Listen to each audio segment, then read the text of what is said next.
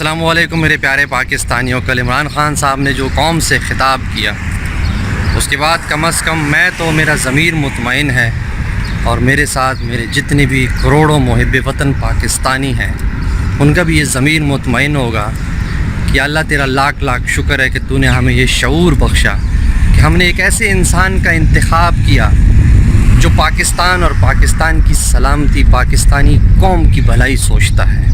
اپنی ذات سے ہٹ کر اپنی آرام و آسائش اپنی جائیدادوں سے ہٹ کر صرف اور صرف فقط اس ملک کی بقا کی جنگ لڑ رہا ہے. اس ملک کو بہتر کرنے کی جنگ لڑ رہا ہے. اس ملک کو ترقی یافتہ بنانے کی جنگ لڑ رہا ہے اور ان لوگوں کے خلاف جنگ لڑ رہا ہے جنہوں نے اس ملک کو لوٹا, اس ملک کو برباد کیا. اپنی جان تک کی بازی لگانے کو تیار ہیں لیکن ان لوگوں کو جنہوں نے اس ملک کے ساتھ زیادتیاں کی, اس ملک کو لوٹا برباد کیا, ان کو نہ چھوڑنے کے عزم کے اوپر قائم و دائم ہے.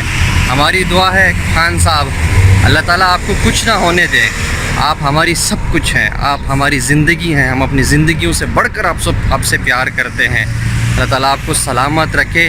وہ زندگیاں جائیں تو ان چور و لوٹیروں کی جائیں جنہوں نے اس ملک کے ساتھ ظلم کیا ہے. وہ چور جنہوں نے صرف اور صرف اپنی ذات کی جنگ لڑی ہے, اپنے جائیدادوں کی جنگ لڑی ہے, اپنے بچوں کی جنگ لڑی ہے. ان بچوں کو تیار کر رہے ہیں کہ ہم نے اس ملک کو لوٹ لیا, اب تمہاری باری ہے, تم لوٹو اس ملک کو. لیکن انشاءاللہ پاکستان اب ایک ایسے راستے پہ چل پڑا, ایک ایسی قیادت میں جو انشاءاللہ صرف اور صرف کامیابی کی طرف بڑھے گا. بس پاکستانی قوم کو ساتھ کھڑا رہنا ہے.